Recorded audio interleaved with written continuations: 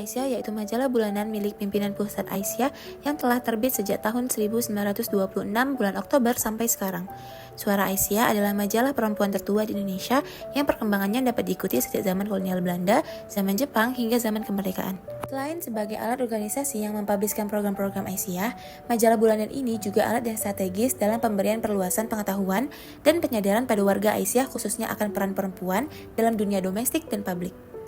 Suara Aisyah pertama kali diterbitkan sebagai sarana informasi dan edukasi bagi para perempuan muslim dalam gerakan Muhammadiyah.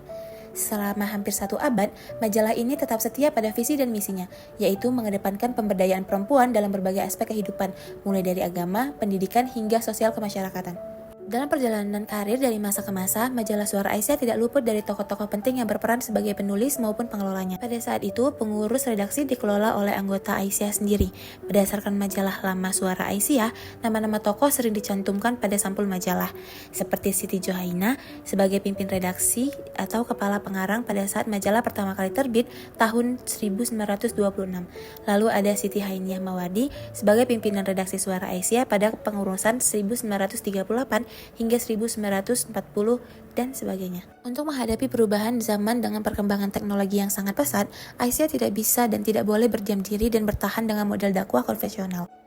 Melalui majelis tablik, misalnya Aisyah bisa membuat konten dakwah bersifat timeless, di mana tidak terbatas waktu sehingga dapat diakses kapan saja, di mana saja, dan oleh siapa saja. Majalah Suara Aisyah telah beradaptasi dengan perkembangan teknologi dan digitalisasi media, terutama dalam beberapa tahun terakhir. Proses adaptasi ini mencerminkan langkah-langkah strategis untuk tetap relevan dan menjangkau audiens yang lebih luas, khususnya generasi muda.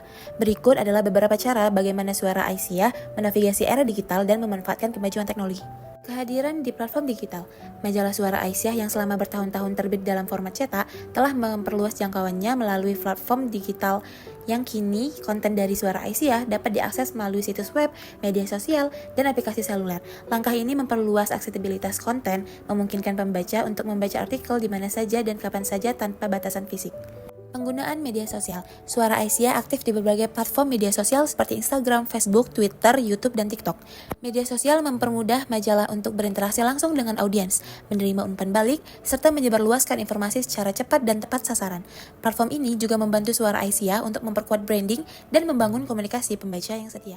Integrasi multimedia. Mengikuti tren digitalisasi media, Suara Aisyah kini menambahkan elemen multimedia seperti gambar interaktif, video, infografis, dan podcast dalam penyampaian kontennya. Dengan adanya era digitalisasi, majalah Suara Aisyah telah mengalami beberapa perubahan besar dalam format dan isi untuk menyesuaikan dengan kebutuhan dan perkembangan zaman, seperti perubahan format dari cetak ke digital, desain visual yang lebih modern, diversifikasi tema dan topik, juga bahasa dan gaya penyampaian yang lebih santai merupakan beberapa solusi untuk menghadapi era digitalisasi.